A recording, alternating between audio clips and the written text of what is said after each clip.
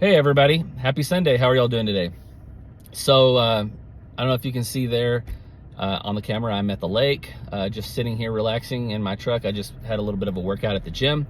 Wanted to make this quick video because I just made some videos, and in the last one I did mention that there were some other options, and I wanted to go ahead and cover those. So I'm going to assume you have your emergency fund set up, right? I think every person that wants to retire early, that can be, depends on, if you retire at 60, that's early, right? But a lot of people may want to even retire earlier than that. And then you might just want financial independence, peace of mind for the future. Maybe you just want some FU money, right? Which I think we all want that. Your emergency fund, if you have a big enough one, can even be your FU money, though. Is that really an emergency if you get mad and quit your job and live off of it? Well, maybe it is. It depends on, it's whatever you want it to be. So you've got your emergency fund secured. I think every person needs 3 buckets or 3 accounts for retirement, and the emergency fund is not one of them. I talk about that all the time because everybody needs an emergency fund. You don't have to do it this way. This is the way I've learned to do it.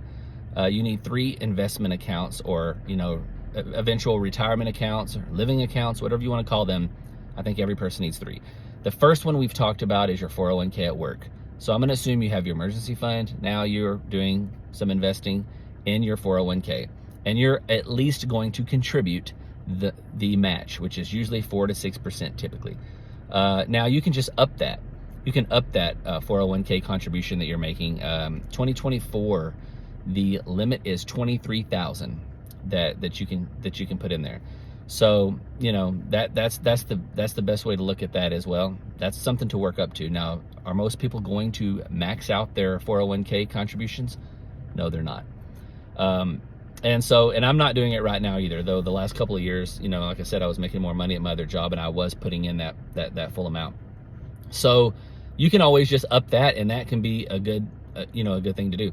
But let's just say you want to do something else. Maybe you've either maxed that out, or you're at least getting your match, but you want to put some money in these other buckets. What are those other buckets besides your 401k that we've talked so much about? Well, Roth IRA. I learned about Roth IRA when I was working at an auto shop in my early 20s. And there was this guy who was a coach in our town, and he was hired by the owner of the company to come check on the shops. And he was kind of a narc, but at the same time, he would talk to us and give us tips in life. And he kept telling me, sign up for this Roth IRA, Sean, and and all this. And I was like, because I was young, I just wanted my money now. I want to spend my money now, and that was my mentality up to really about 4 years ago, when I sort of had a big epiphany, or a big break in my life. And so this Roth IRA, what is that? Well, you can contribute up to, in 2024, $7,000 in a Roth IRA. Now, what is that? It's not your 401k. It's not pre-tax or tax deferred like your 401k.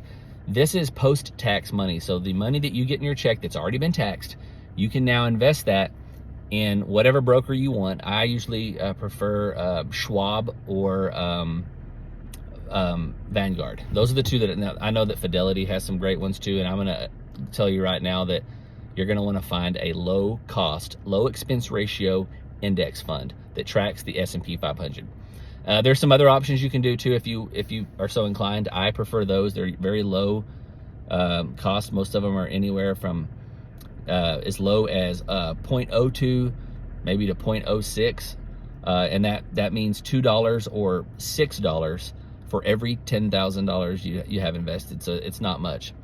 So anyway, so what is this whole